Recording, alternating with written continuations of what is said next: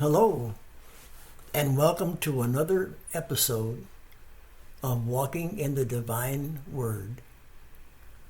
This is episode 8. In this episode, I will show you that Paul rejects the true apostles openly, outwardly. Paul went throughout all Asia, especially but not always in Turkey.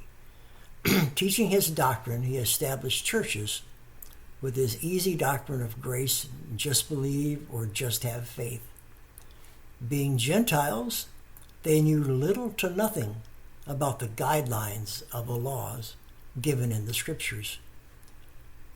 So they readily accepted what Paul taught. The apostles back in Jerusalem heard glowing reports of Paul's ministry and accepted him as a brother, but not as an apostle, until later when they found out what Paul was really teaching and what his anti-law doctrine was. Then they disfellowshipped Paul.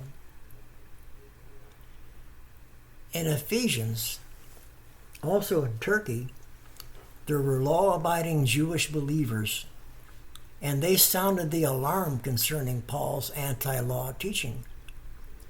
Some of the elders went to Jerusalem to protest what Paul was teaching.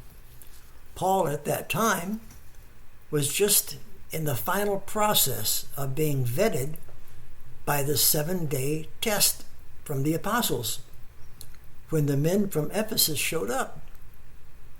The scene of Acts 21 verses 27 through 28 explains.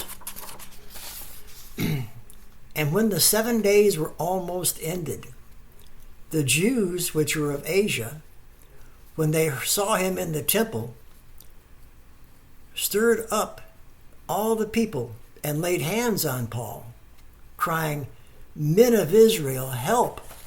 This is the man that teacheth all men everywhere against the people and against the law."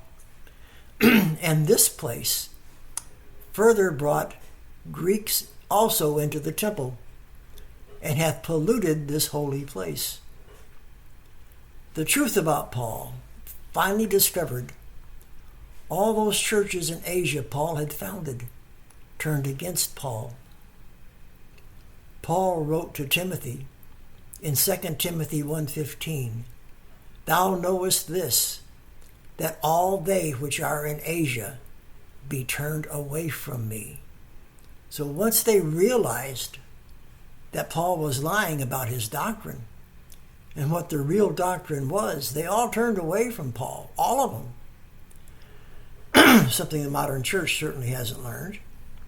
In Revelation 2 verse 2, the church at Ephesus was congratulated for discerning Paul's lies. In Revelation 2:2 it says, "I know thy works." Jesus is talking. And he said, "I know thy works and thy labor and thy patience, and how you cannot stand to bear them which are evil. And thou hast tried them which say they are apostles and are not, and hast found them liars." Notice that scripture says apostles, plural, more than one false apostle. There were only 2 in the first century claiming to be apostles outside of the 12. Only 2.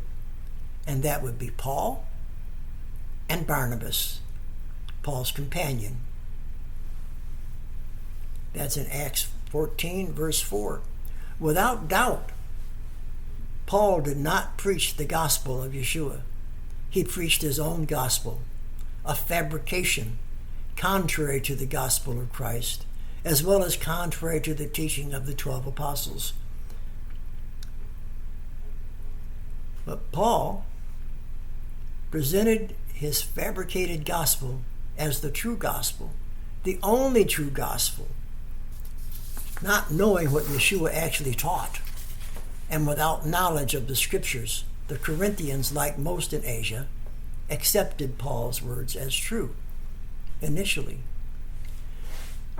Then Paul has the nerve to not only preach his false doctrine, but to speak evil of any other gospel that doesn't agree with his. And if you remember right, he kept talking about my gospel in previous episodes and in scriptures I had pointed out. Paul disagreed with any other gospel that didn't agree with his. Those that preach a different Jesus that is unlike the one he and Barnabas spoke of. So the ones he and Barnabas spoke of was a different Jesus than the ones the apostles spoke of. In 2 Corinthians chapter 11, verse 4, Paul writes, "For if he that cometh preaches another gospel,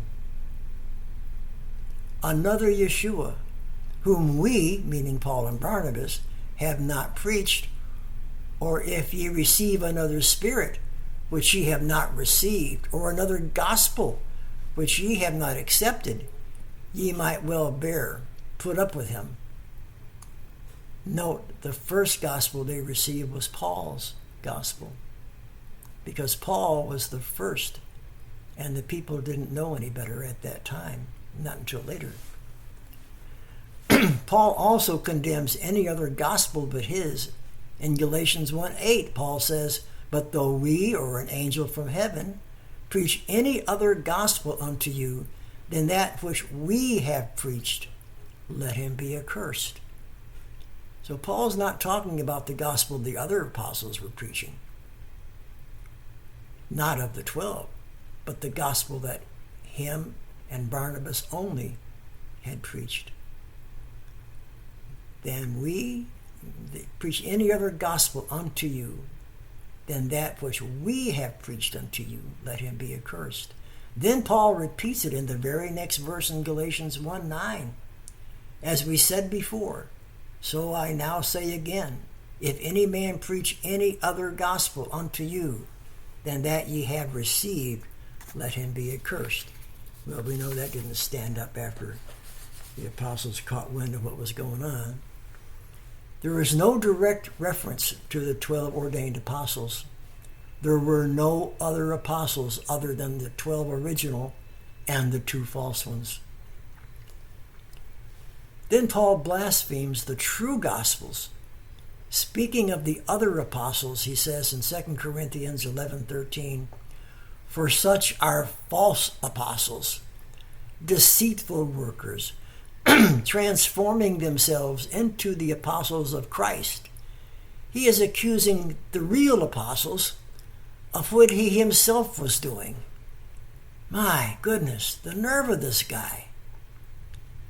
He goes on to say in the next verse in 2 Corinthians 11:14, "And no marvel, for Satan himself is transformed into an angel of light." So Paul is assigning his own story of the sighting of the great light, conversion, to the real apostles. Amazing. And in this verse as well, Paul recognizes that the light was Satan, but he applies it to the 12, not to himself. Paul also threatens those, if they obey the true apostles. In Galatians 1:9, or I should say in 1 verses 8 and 9, "But though we, or an angel from heaven, preach any other gospel unto you than that which we have preached unto you, let him be accursed. As we said before, so say I now again, if any man preach any other gospel unto you other than what ye have received, let him be accursed." What's even more bizarre is that Christianity blindly follows Paul. Unbelievable. Even calling him the father of Christianity. Churches speak of Christ, but teach a Christ according to Paul's doctrines of free grace, unconditional love, and forgiveness for all. It's a different Yeshua. Churches shy away from any verse of Scripture that would expose Paul for what he was. They don't point their finger at Paul's contradictions. They don't alert anybody that Paul was a false apostle. They don't address that. If someone does point out something afoul with Paul, they are just told the standard answer found in 2 Peter 3:16 that states, as also in all his epistles, speaking in them of things in which are some things hard to be understood, which they that are unlearned and unstable wrest as they do the other scriptures unto their own destruction. Ring a bell? It should. In other words, the whistleblower is stupid and just doesn't understand. That's what they're saying. That's what this verse is saying. If you bring up the idea that Peter accepted Paul and even called Paul's writing scripture, then you'll be just considered stupid and don't understand. And since nobody wants to be thought of in that way, people, even those that might recognize Paul, remain silent. Now, the truth about that verse, clue number 1. The author of 2 Peter compared Paul's writings with the other scriptures. This means he thought Paul's writings were also scripture. Truth is, the New Testament was not considered scripture at all in the 1st or 2nd century. This verse was added in even much later in history. Clue number 2. A great many experts in the Word believe that the entire book of 2 Peter was not written by the Apostle Peter. You can look that up online by typing into your search engine, who was the author of 2 Peter?